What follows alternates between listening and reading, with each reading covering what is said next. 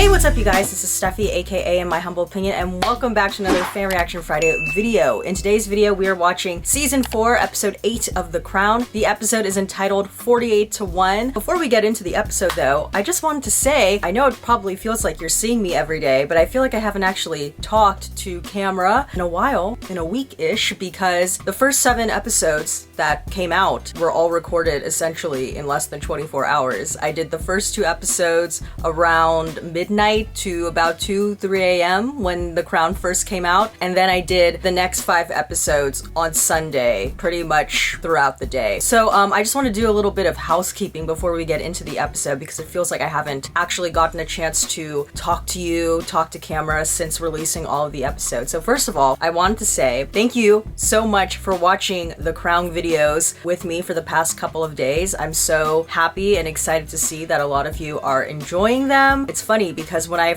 decided to do The Crown a couple years ago on my channel, I think it was around season 2, because I had watched season 1 without recording myself and I wasn't doing reaction review videos yet on my channel. When I decided to do The Crown season 2, no one was literally doing it on YouTube, and I wasn't even doing it for the views. I was doing it because this was a show that I genuinely enjoyed. And before, back then, when I used to post those videos, they were maybe getting 100 or so views. I don't think they were necessarily that popular, but it's interesting to see now how come season 4, I think a lot of it has to do because people are so intrigued by the Diana and Charles storyline. Now everyone's like, oh my god, The Crown! So I just want to say, your girl's been doing it for a bit, so I really do appreciate any of you who've been able to discover my channel because of The Crown and have stayed to watch all of the Crown videos. So thanks so much for joining me. Secondly, I wanted to say, I have to give a special shout out to the people who pointed out that the actor who plays young Edward in season 4 is the same kid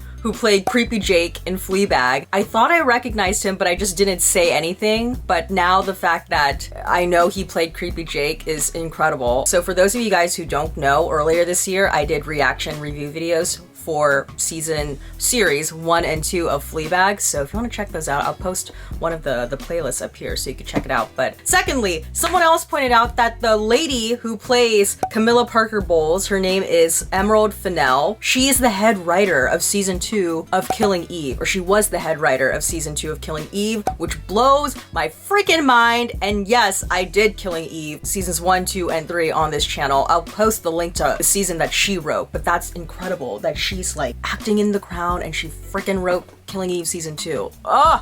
Crazy. Anything else that I wanted to say? I guess also just wanted to say too, I guess some of the comments that I made during the Fagin episode of The Crown upset some of you. You know, I'm an American. I don't really know my British politics and history. I was just saying my opinion based on what was shown in the episode, so I'm very sorry if that upset you. Maybe if I knew a little bit more, my opinion would change, but I was just saying what I felt based on what they showed in the episode. So sorry if your opinion has sharply declined about me since watching the episode. But anything else?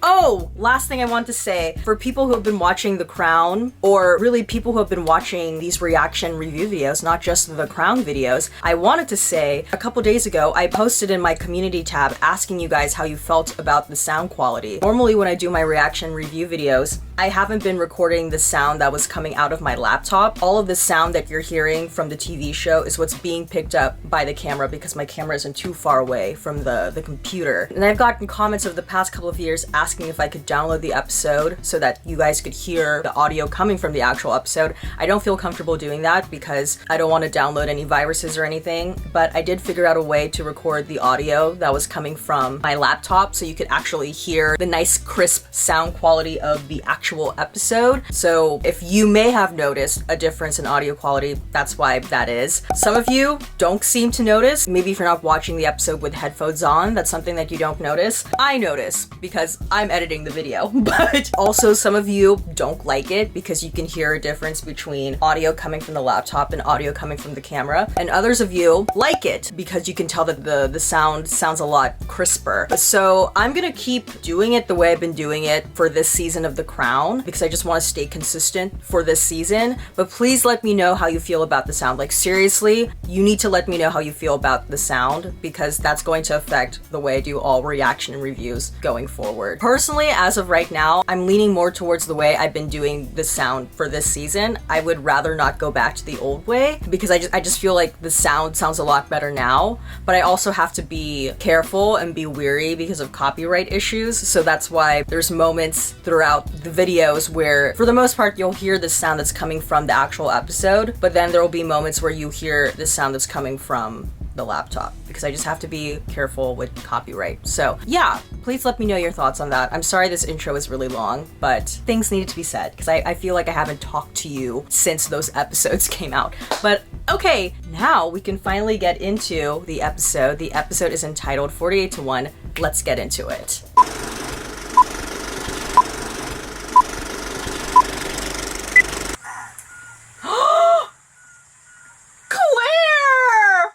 On this, the occasion of my 21st birthday. Oh my god, I want to cry. I miss her so much. I miss you, bitch. That is the great privilege of belonging to our place in the worldwide Commonwealth. Oh my gosh. Let me speak on my birthday as your representative. Now that we are coming to manhood and womanhood, it is surely a great joy to us all. Wow. Damn, the transitions for this sequence are pretty cool. They're like, people of color do exist. To that generation, I say, we must... Woo! Asians! which we all love so dearly. An even grander theme. More free... Can you please cut to Claire Foy? Okay, thank you. I was gonna say, I cannot believe they will ask this bitch to come back and that's all she gets. Please welcome Margaret Roberts. Oh, so is this Margaret Thatcher? Conservative Association. There is a motto which has been borne by many of my ancestors. This is cool. I like how they flash to young Queen Elizabeth, but then they're also making it known that, remember, when Queen Elizabeth was young, there also existed a young Margaret Thatcher, and it's an efficient way of showing what she was up to while Queen Elizabeth was coming of age. This is how Margaret Thatcher was coming of age. And God bless all of you who are willing to share in it.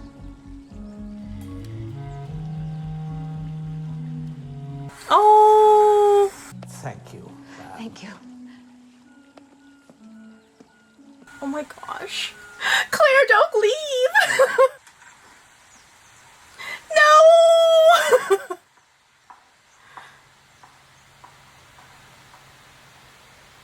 Wow. Oh my gosh. That gave me all the feels. I'm sorry. I miss Claire Foy so freaking much. That was so nice to see her. Felt like seeing an old friend. Eurydice, except I was Aristeus, driving her on towards the serpent. Font, floating. This is an interesting creative choice. Pellucid in the lambent sunshine, seemed as if a fish skin... Is this Dennis Thatcher? Oh, thought it was Dennis Thatcher. I feel like a lot of old men look the same from behind. An apparently open secret in Commonwealth government circles that the Queen is deeply frustrated by Thatcher's refusal to back sanctions against the apartheid regime in South Africa. Ooh, we're gonna get a showdown between Thatcher and Queen Elizabeth. The current violent oppression of black protesters by government forces is creating increased international outrage. Wow. Mrs. Thatcher remains opposed. I will have an opportunity to speak to Mrs. Thatcher about all this in private at the forthcoming Commonwealth Heads of Government meeting in the Bahamas. She looks upset. Why we allow our Queen to fraternize with countries like Uganda, Malawi, Nigeria, Swaziland. Thatcher, bitch. Right. Who wants kedgeree?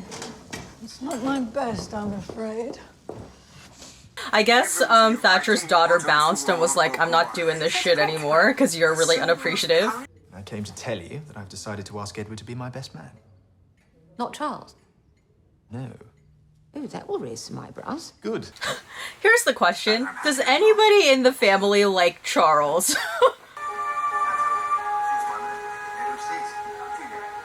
Is that supposed to be Sarah Ferguson? Or, I don't know. I think my mom watched their wedding too. Annie has watched 4 royal weddings in her lifetime, so...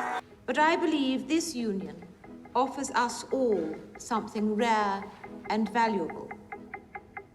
The capacity to celebrate difference. She's like, that was a subtweet to you, bitch. It was my understanding they would devastate the South African government. Well, they would devastate us too.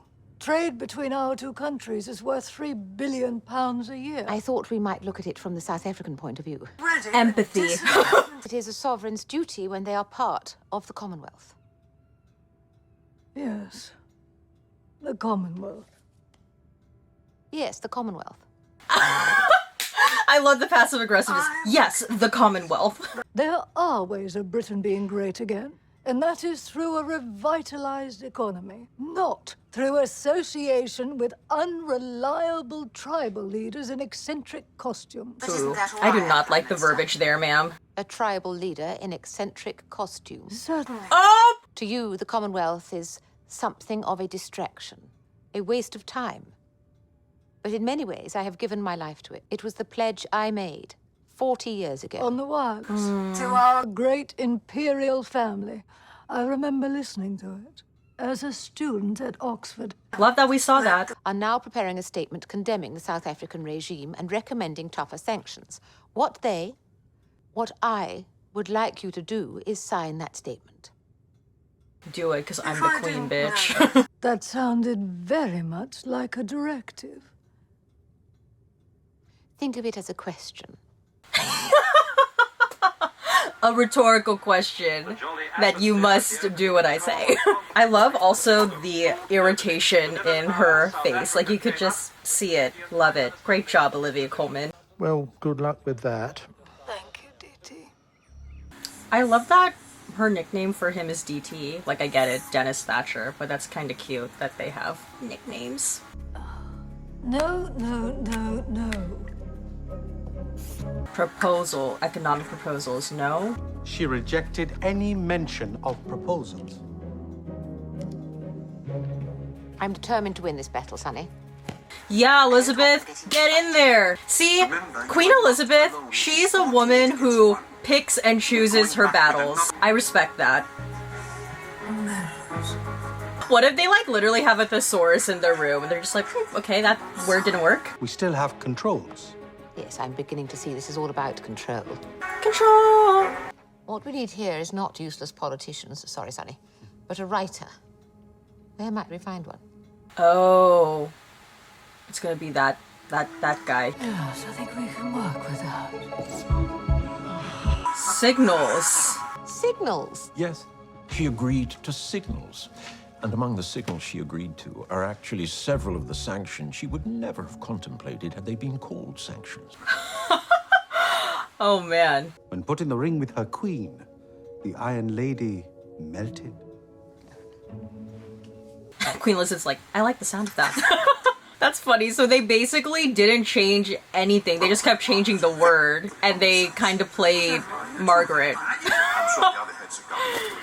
There's a reason the top job is always alluded to, Geoffrey. The absence of the killer instinct. Thank you? Did one person move to the 48, or did 48 move to 1? They're like, girl, what the hell are you talking about? Did you even read what you signed? Oh my god, she's not going to be in the picture.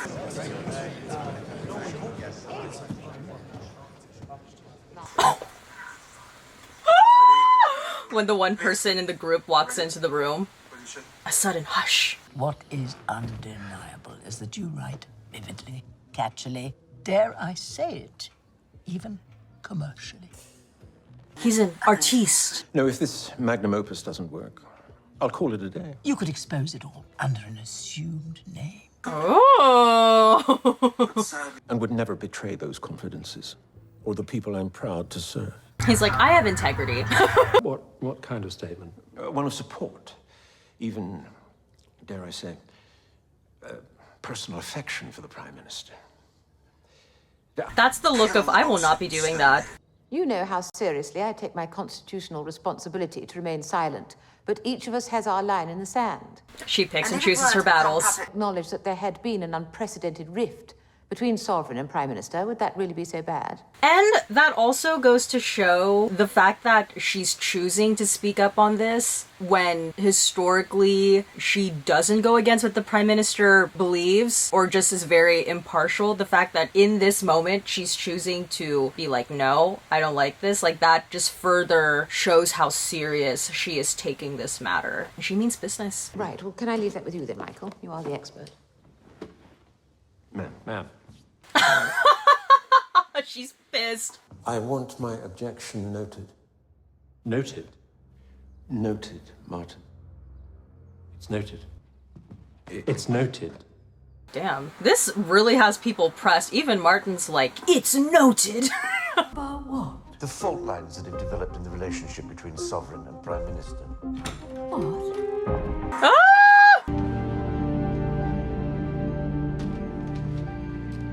By uncaring Thatcher. Failure to commit to a policy of sanctions against apartheid in South Africa. Even the dogs are like... Far from being a straightforward, uncomplicated countrywoman, a late middle-aged grandmother who is most at ease when talking about dogs and horses. she's shown that she's also an astute political infighter who is quite prepared to take on Downing Street when provoked. Philip's like, good for you. I'm feeling something for the very first time.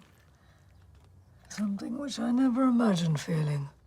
What is that? Fear. Impatience for our next audience. Ooh. Ah! Two prize fighters about to enter a ring. You know what Queen Elizabeth really said in this episode? She said, I have time today.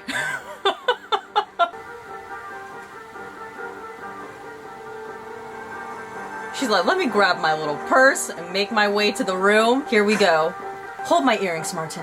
Bitch! The drama. I love it. I think we have enough respect for one another personally to ask ourselves some of the bigger questions. Woman to woman. Oh, here we go, sweeties. Just 6 months between us. Oh? And who is the senior? I am. Now. Point. Of the two of us, I am the one from a small street. Oh. With a father who could not bequeath me a title or a commonwealth, but only grit, good sense, and determination. See, I feel like Margaret Thatcher really holds it above Queen Elizabeth's head over her privileged background, which is true. Queen Elizabeth definitely grew up with privileged, but I feel like you even saw this kind of sentiment during the Balmoral episode. That's kind of the way Thatcher, I feel like, digs at Queen Elizabeth. Like, well, you come from privilege and you don't know what it's like. Whereas my family background, I grew up struggling. So it's interesting that she's pulling this card right now. My goal is to change this country from being dependent to self-reliant, and I think in that I am succeeding. And it's because Margaret Thatcher comes from that small town background, that upbringing, and seeing her father struggle in that way, it hardened her and taught her to be a self-reliant person. Whereas with Queen Elizabeth, yes, she grew up privileged, but she also grew up worldly. She wasn't just confined to this small town in the UK. Like, she was able to travel and see the world. And because she was able to travel and see the world, she saw people from different backgrounds from her. And in being exposed to different cultures and people, that cultivated some sense of like compassion and empathy that perhaps Margaret Thatcher didn't have. My own son, Mark, recently announced that he would be getting married. Your favorite, the Explorer. I love that she called her son the Explorer. There is no story here. There's not a shred of truth to these rumors. The Queen continues to have an extremely cordial and productive working relationship with the Prime Minister. I feel like that's also like a running idea too with the Crown. It's like they have to save face and not say how they really feel, and that's where like the tension lies. The newspapers are full, not of Sarah and me, The mummy's rift with the Prime Minister. He's like, screw world relations, my wedding. Come on, you can hardly blame the newspapers for wanting to write about something other than the wedding of a fringe member of the family who'll never be king. Oh! Ouch. Whoa! Fourth in line now, and by the time William's had children, his children have had children. Fringe. Whoa! Damn. Ouch. You really just say that? On my wedding day? That was impressively cunty. And whilst we could continue to deny it, my own view is that it's no longer to our advantage. Just own it. This is Olivia Pope Scandal 101 training right now. Own the narrative. How many times has Olivia Pope said that during the course of Scandal? And I think we're now going to have to give them something. What? A culprit. To deflect blame from you and to put these flames out. Oh no, they're gonna throw that guy under the bus. The writer. And to see it compromised like this, as a consequence of your actions. Oh! Fact is that the steps you took were completely unprofessional. Martin, stop it. Impugning the integrity of the palace. Oh my gosh, he's gaslighting him. I hope we can rely on you to do the right thing. Damn. Basically, you have to be our fall guy. He's like, I told you little fuckers not to do this, but... And that's the thing too, it's like, if you say something, you better be willing to stand behind that. But obviously, the circumstances are not the same with the queen, because she is the queen.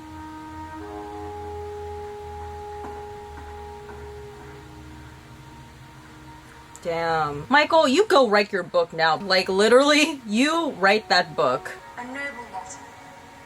I, sir. I should like to make that dedication now. God help me to make good my vow. And God bless all of you who are willing to share in it. I guess she did technically keep her vow, though. The palace continues to insist that the queen has never expressed an opinion or passed judgment on any of her prime ministers. But not according to the crown. Michael Shea went on to have a successful career as a best-selling author of political thrillers. Well, because he needed that money now.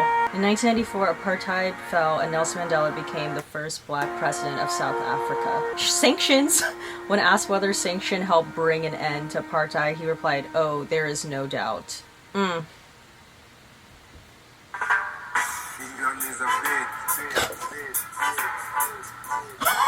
god.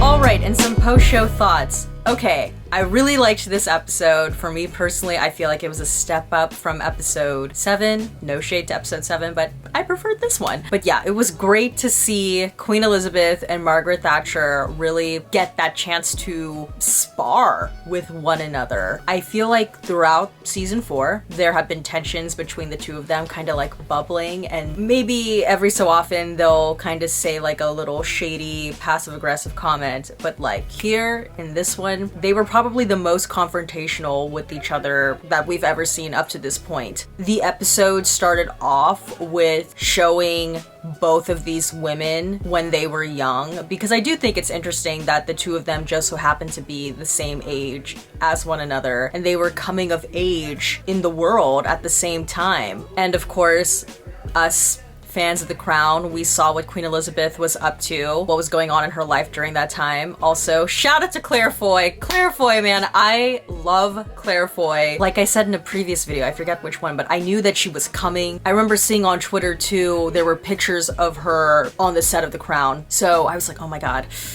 Back in my head, when is she coming? When is she coming? Here we finally got to see her. It was just like seeing an old friend. I love Claire Foy's interpretation of Queen Elizabeth. Not to say that I don't think Olivia Colman is doing a great job. I think she's doing an amazing job, and I think she did a phenomenal job in this episode. But man, I love Claire Foy.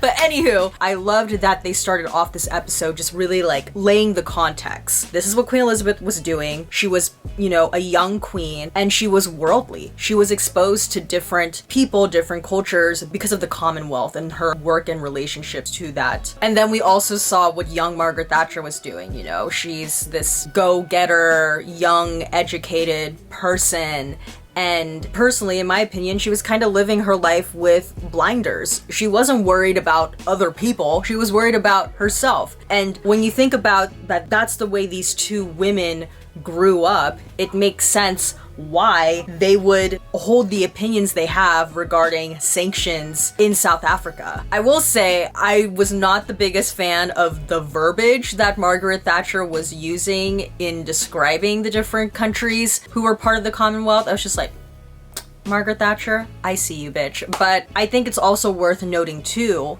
that for someone like Queen Elizabeth, her role, the Crown's role, she has to be impartial politically and she has to show support to the Prime Minister. It's about presenting to the country a united front. But despite her public impartiality, she's a human being. She's a person still at the end of the day, and she has her own set of beliefs. It sucks that given her role in society, she can't express those beliefs. But with that being said, when she does decide to be adamant on where she stands with a particular issue, that makes it all the more important. Because like I said during the reaction portion, she's a woman who picks and chooses her battles. I'm sure throughout her time prior to Margaret Thatcher, there were times when she was like, I don't agree with what the Prime Minister is doing, but she must have clearly felt so strongly about this to have confronted Margaret Thatcher in such a way and like basically telling her, I don't agree with you and I want to support the Commonwealth, which personally for me, I think is really, really cool that that's where Queen Elizabeth stood on the issue, and it kind of like makes me happy that's where she stood on the issue.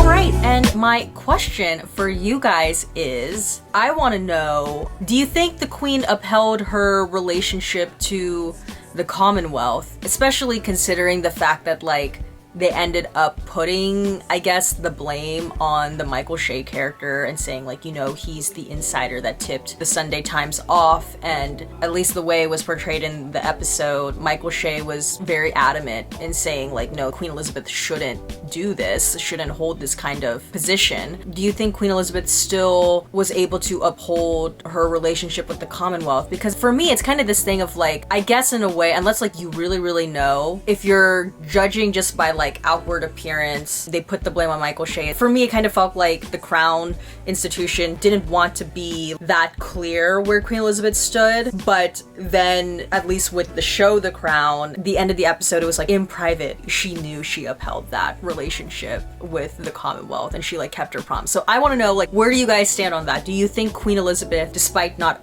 outwardly expressing to the public where she stood, and more so like it being like a private victory for herself, do you think she still upheld her promise to the Commonwealth? Let me know in the comment section below.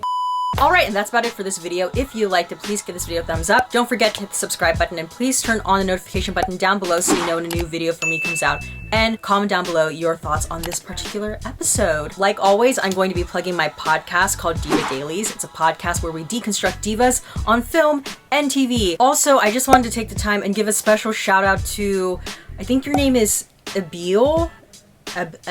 Sorry if I'm butchering your name, but you actually checked out the podcast, which is amazing. So I just wanted to say thank you so much for taking the time to check out my podcast, Diva Dailies. I work really, really hard on it. So the fact that, you know, after watching this video, you went out of your way to check out the podcast, like it really means a lot to me. Diva Dailies is a podcast that I started earlier this year in January, and I'm trying to get the word out there about this podcast because I work really, really hard on it, and it's something that I'm proud of because, you know, it's a podcast that really just celebrates women in film and TV and in music. The fact that you went out of your way to check out the podcast and you're really, really enjoying it, it means a lot to me. So if you guys haven't checked out Diva Dailies yet, it would mean the world to me too if you would take the time to give it a listen. Especially if you're in America, you know, Thanksgiving weekend is approaching us. Maybe you have some downtime, you'll be relaxing, doing your Black Friday shopping online. You could have me on in the background. So yeah. Alright, well, as always, everything I said was just my own personal thoughts and all my humble opinion, and I will see you guys in the next one. Bye!